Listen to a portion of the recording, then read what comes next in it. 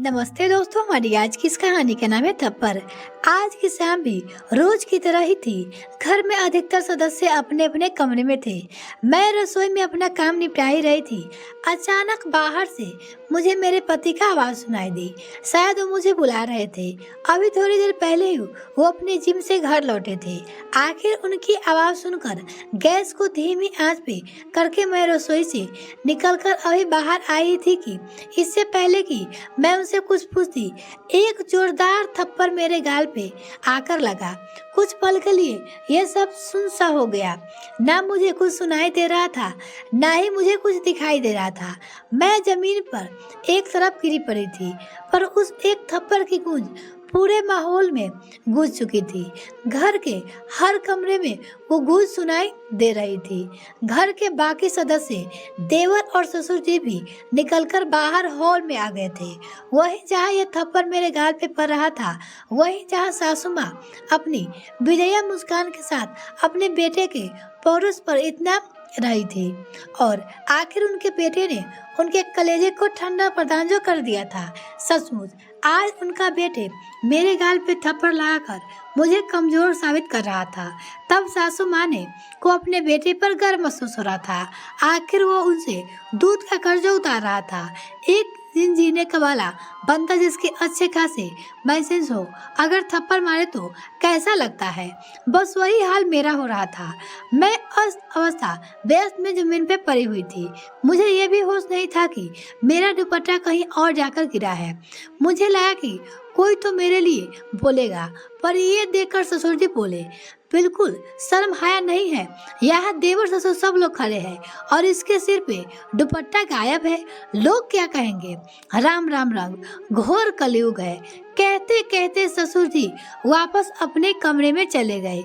इन्हें उनसे कोई लेना देना नहीं था कि इस घर में मेरे साथ क्या हो रहा है। उन्हें सिर्फ इसकी चिंता थी कि उनकी बहू का दुपट्टा उनके सामने सिर पे नहीं था। ससुर जी की बात सुनकर मेरे पति ने जबरदस्ती मुझे बाहों में पकड़कर उठाया और खींचते हुए कमरे में ले गया और ले जाकर पलंग की तरफ धकेल दिया। सब कुछ इतना जल्दी जल्दी हुआ कि कुछ समझ नहीं आया। कुछ देर बाद मुझे होश आया, लेकिन तब तक सोईमान तार तार हो गया था। मुझे यह भी नहीं पता कि मुझे थप्पड़ पड़ा क्यों था। आखिर ऐसी क्या गलती कर दी थी मैंने। और वो सोच रही थी, अभी तक तो मेरी शादी को सिर्फ 1 ही महीना हुआ है, पर यह 1 महीना कोई सपने जैसा नहीं है। एक एक्सीडेंट में माता पिता की मौत के बाद लोगों के कहने पे फटाफट अपनी जिम्मेदारी निभाने के चक्कर में चाचा ताऊ ने मेरी शादी इस घर में करा दी, क्योंकि उस संयुक्त परिवार में बेटी मैं अकेली ही थी।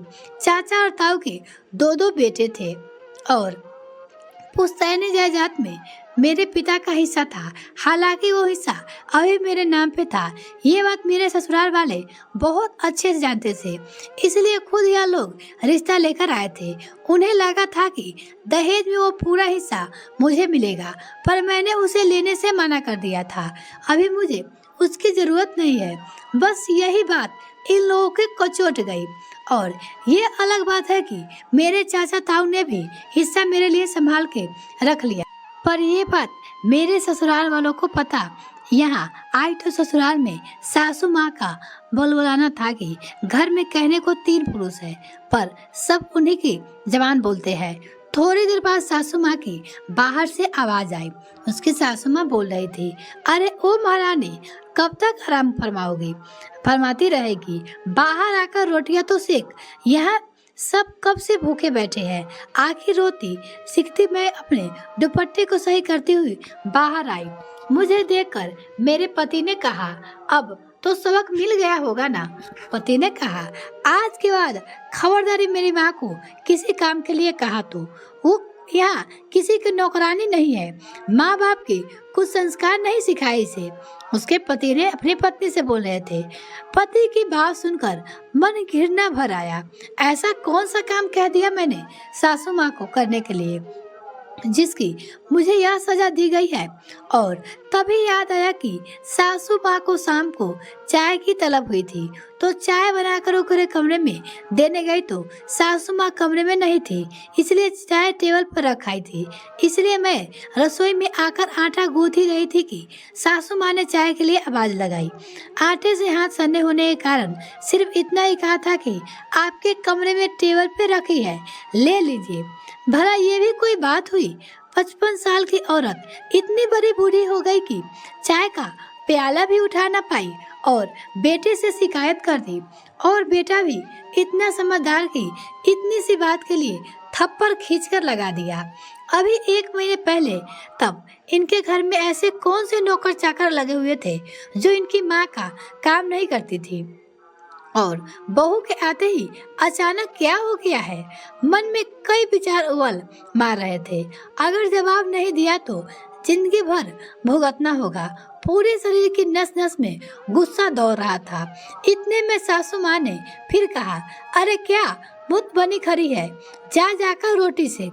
फिर से बोली, मुझे यहाँ खड़ा देखकर पति भी यानी उसके पति भी मेरे पास आकर बोला, माँ लगता है इसको अभी भी समझ में नहीं आया है, वो तो ट्रेलर था, अभी इसको पूरी पिक्चर दिखाता हूँ। माँ जरा दरवाजे के पास जो लाठी रखी है वो देना, आज इसे बता ही देता हूँ कि ससुराल में कैसे रहते हैं। इससे पहले कि ये कुछ कर पाते मैं खींचकर थप्पड़ इनके गाल पे रसीद दिया। मेरी हरकतों से सभी लोग हैरान हो गए थे। कुछ देर के लिए उस थप्पड़ की गूंज ने सभी को चुप करा दिया, पर उस चुप्पी को तोड़ते हुए मैंने कहा, अपनी बूढ़ी माँ से काम करवाते हो तुम, शर्म नहीं आती? यह संस्कार बेच खाए हो? तुम्हारी बूढ़ी माँ ने कुछ सिखाया नहीं तुमको कि ऐसी बूढ़ी औरत से काम नहीं कराते? अरे जिसको 1 कप उठाना भी भारी हो गया, उसको तुमने लाठी जैसी भारी चीज उठवा रहे हो। उसकी पत्नी कहती है अपनी पति से। ये बातें सुनकर गुस्से से मेरा पति अपने गाल सहलाते हुए मेरे तरफ देख ही रहा था। तभी सासू माँ पुकार कर बोली, तेरी इतनी हिम्मत मेरे बेटे पे हाथ उठाएगी? कैसी औरत है तू, अपने पति की इज्जत नहीं करती, बेहुदा औरत। लोक लाज ही के लिए सही अपने हाथ को काबू में नहीं रख सकती थी। सासू माँ आप तो बड़ी महान है। जब बेटे बहू को थप्पड़ मार रहा था तो उसकी मर्दानगी थी, अब बहू ने पलटकर थप्पड़ मारा तो बेहुदगी है। मैं बर्दाश्त करने वालों में से नहीं हूँ।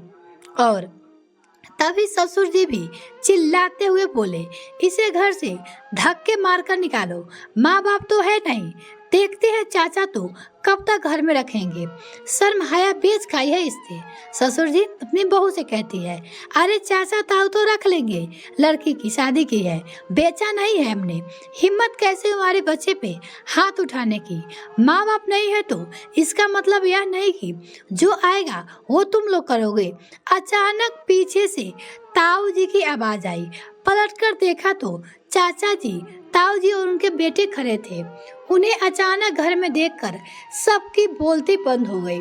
तभी चाचा जी बोले, हम तो सोच रहे थे कि त्योहार नजदीक है, अपनी बेटी को लिवा आते हैं, पर यहाँ तो माहौल कुछ और है। हमने बेटी को मारने पीटने के नहीं दी है आप लोगों को।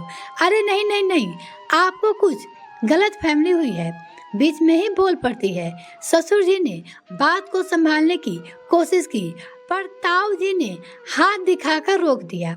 उसके चाचा और ताऊ आए थे, जो जा रहे हैं हमारी बेटी को अब सीधे कोर्ट में मिलना। बहुत बड़ी गलती की तुमने इसे बिना माँ बाप के बच्चे समझकर। गलती हमारी थी कि हमने लोगों के कहने पे इसकी शादी जल्दी करा दी। सासू माँ ने अपना तुरुप का पत्ता फेंका। हाँ हाँ ले जाओ, बिल्कुल ले जाओ। घर बैठी बेटी बोझ ही होती है। जब लोग ताने मारेंगे ना तब पता चलेगा। क्या कहेंगे लोगों से कि आपकी बेटी अपने पति पे थप्पड़ मारकर आई है। लोग क्या कहेंगे? अब उनसे हमें नहीं फर्क पड़ता। अब हमारी बेटी इस घर में नहीं रहेगी। कहकर ताऊ जी ने मुझसे मेरा सारा सामान बंधवाया और उसी समय मुझे लेकर रवाना हो गए। आखिर कुछ दिनों की मशक्कत के बाद मुझे उस घर से छुटकारा मिल ही गया। आज मैं अपने आगे की पढ़ाई कर रही हूँ और जब तक आत्मनिर्भर नहीं हो जाऊंगी तब तक चाऊ जी और चाचा जी भी मेरी शादी की बात करने तक से मना कर दिया। और यह कहानी आपको कैसी रही कमेंट सेक्शन में लिखना ना भूले। इसी तरह कहानी सुनने के लिए जुड़े रहे हमारे साथ। तब तक के लिए धन्यवाद दोस्तों। अगर मेरे चैनल को अभी तक सब्सक्राइब नहीं किया तो प्लीज मेरे चैनल को जल्दी से सब्सक्राइब कीजिए साथ में बेल आइकन प्रेस करें ताकि मेरे और वीडियो के नोटिफिकेशन सबसे पहले आपको मिल सके। बहुत बहुत धन्यवाद आपका।